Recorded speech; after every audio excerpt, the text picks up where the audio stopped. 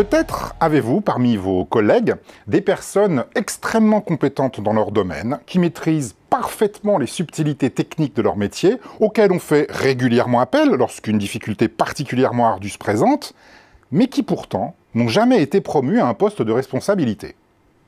A l'inverse, vous connaissez peut-être aussi des responsables, des managers ou des dirigeants dont l'expertise opérationnelle est discutable, qui semblent moyennement qualifiés pour exercer les différents métiers qu'ils supervisent, voire qui affichent ostensiblement leur détachement lorsque l'on aborde des questions trop techniques, mais qui pourtant connaissent une progression de carrière rapide et impressionnante. Alors comment se fait-il que les plus compétents semblent stagner alors que les moins compétents sont promus? Eh bien en fait, cela s'explique très simplement.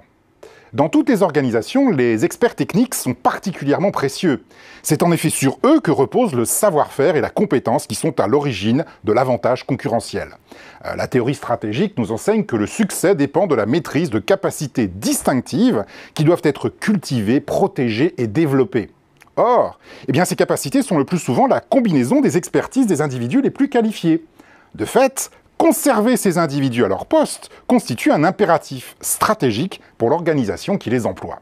Dit plus simplement, lorsqu'une personne est particulièrement compétente à son poste, il serait risqué de lui donner une promotion.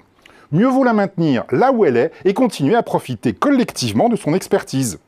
A l'inverse, ceux qui ne sont pas les plus compétents peuvent être promus sans risque. Non seulement on n'entamera pas l'expertise collective en les nommant à un poste plus élevé, mais de plus, ils se montreront peut-être plus utiles dans une fonction de supervision qu'ils ne l'étaient dans une fonction technique qui, après tout, n'était peut-être pas faite pour eux. Par conséquent, si vous voulez obtenir une promotion, veillez à ne pas être identifié comme techniquement très compétent. Si vous démontrez quotidiennement à vos supérieurs combien vous maîtrisez parfaitement l'expertise technique liée à votre fonction, ils ne courront pas le risque de vous promouvoir. Alors ce conseil est particulièrement précieux si vous avez une formation technique poussée et en particulier si vous êtes ingénieur.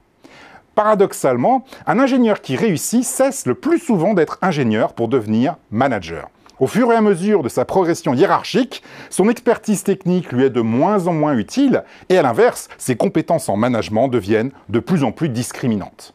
De fait, si vous êtes ingénieur et que vous souhaitez être promu, mais ça se vérifie aussi pour les avocats, les professeurs ou les médecins, ne cherchez pas à exceller sur le plan technique. Cultivez plutôt vos compétences politiques et relationnelles.